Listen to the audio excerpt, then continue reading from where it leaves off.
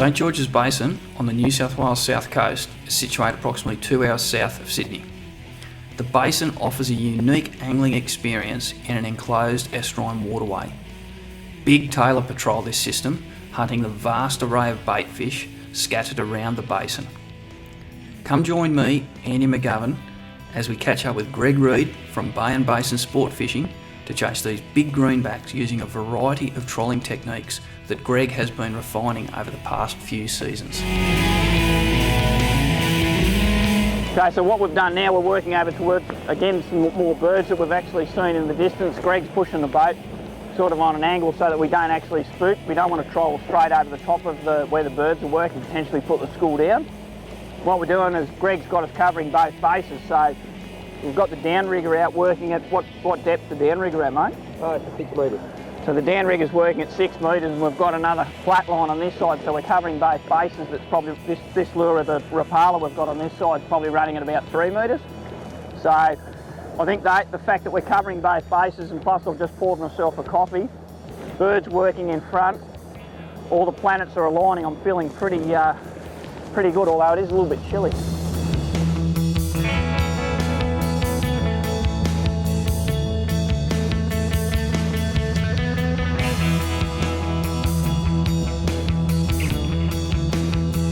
The flatline rod's gone off, and it's not a bad fish actually. It stayed quite deep. Just after we hooked up, Greg kept the boat going forward for probably another 10-15 metres in the hope of getting a double hook up as we're pulling through the school of fish. But yeah.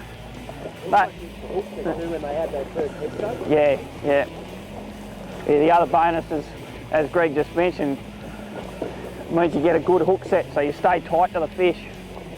Oh yeah, not a monster, but a nice fish. A little one. That's all right. Good way to open the account. Beautiful, mate. Believe it or not, that's a little one, Andy. Nice fish, mate. So that's about an average size basin. Small. Small? Yeah. That's a small basin fish. Small So basin tailor. they're a pretty unique species, the tailor over in the United States. They, especially on the east coast, they're referred to as bluefish. Yep. And the sharks and that follow them quite often in massive schools. And South Africa, they refer to them as elf. Elf. Yeah, which is quite interesting. But nice fish. You can just see that set of teeth that a dentist would love. You can see it's. This isn't a big fish, but made quick work of that bibble, and that lure was actually cracked, and you can see the war wounds on it.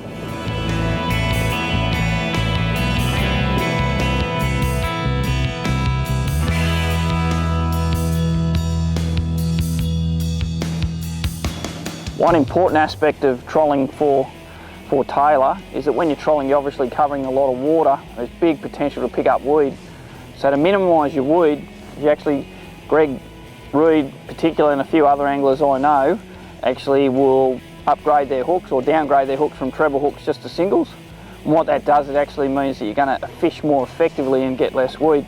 The other bonus, and this is probably a bigger one, is that it actually facilitates a better catch and release. So it means you're not going to damage the fish as much. So instead of potentially having 6 hook points, you've actually only got 2. So if you are going to actually go and chase some tailor, do a little bit of trolling, and even if you're flathead trolling, have a think about actually changing your hooks and actually using single hooks, because it certainly will, 1, help the health of the fish, but also 2, reduce the amount of weed you get. We'll run through how to set up this downrigger. Basically, we just cast this out the back. So you can see there, run around about 30-40 metres out the back. Just click that straight over. Open up the bait runner function. I'd grab the line, put the rod in the rod holder.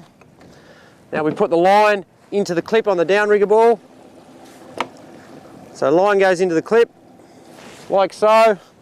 And now we just open up the downrigger, and I'm going to drop this down to about 15 feet. I've got a counter here, so it's telling me we'll deploy this around about 15 feet. You can see that there now. I'll just click the bait runner function over. The rod will load up, watching the rod load up, and then we just stop the ball there like so. And that ball's probably bouncing on the bottom there a little bit. There we go. Okay, so the rod's got to be nicely loaded up, like so. So it's loaded up in the clip, so as soon as the fish hits that lure, it pulls it out of the clip, the rod will straighten out, and then you know you've got a fish on. We keep the boat in gear, keep the hook in the side of the mouth. It's as easy as that. And we just have to monitor this as we're travelling. Maybe a bit of weed, you've got to monitor your bottom, particularly if you're fishing over rock. But in here in St George's Basin, it's all sand, it's not a problem, but it's as easy as that.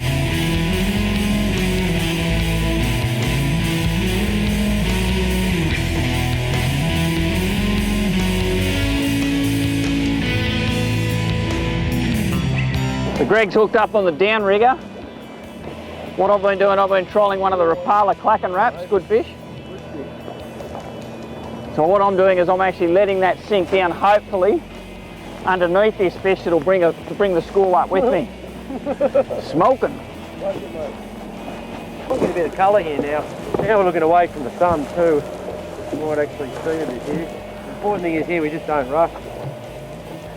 That's it. I think one of the key things of this sort, or any sort of fishing, is that last 5 or so metres, getting the fish to the bait, is where people panic and fish are lost. It's just a matter of, like, you can see what Greg's doing. He's actually using his rod as his arm as an extension of his rod, or the rod an extension of his arm even, just to use that shock absorber effect. This fish is staying pretty deep, so it is, mate. The boat's actually moving. Joys with that. Here we go, a bit of colour over here now.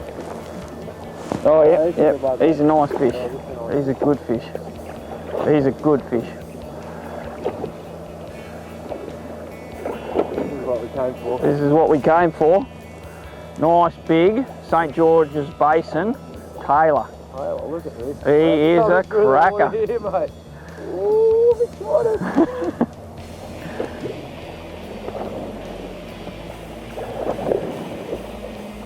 I fish a fair bit up and down the south coast of New South Wales, and there's no systems that I know that consistently produce the tailor of this size as what does St George's Basin. You think it's the bait, mate? The amount of bait that's in the fish get this big, or? Definitely got something to do with it. Yeah. That is a cracking tailor. Mate, the WA guys would be happy with a fish that big. Oh, this is a lake. That's right, yeah. I mean, light line, 5 pound line. Nice fish, mate. Yep. Don't want to rush it. Don't want to get. Yeah. Pretty clean hook up here. Righto, mate. Yahoo! That is a cracker. Thank you very much. That's a cracking We'll just fish. leave him in the water just there for a second. We'll bring the camera down here to have a look. I like to keep all my big fish in the net once they've hooked, because they've just had a big fight. They're going to build up of lactic acid. If we keep them hydrated, that's going to make for a very successful release. But you can see that hook right in the side of the mouth. I've just changed that lure. The other colour wasn't working. We thought we'd put a different colour on. I think that imitates maybe a whiting. Cracker of a fish. And that, man, is a hell of a tailor. That's a St George's Basin Tailor. That is, most people would have heard the term greenback. And greenbacks, when the fish tailor of this sort of get up around that 2 kilo mark. This fish is substantially bigger than that. And this bloke, mate, I think he's well and truly earned his stripes as a greenback. Let's put him on the lie detector and see how big he is. Yep.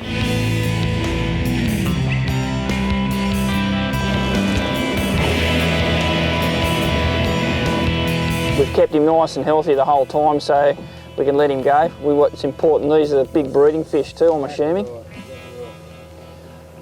That's a great fish. So St George's Basin Tailor Greenback. Ready to go? Well done, Greg. Nice fish, mate. Thank you, mate. Gold. Love your work.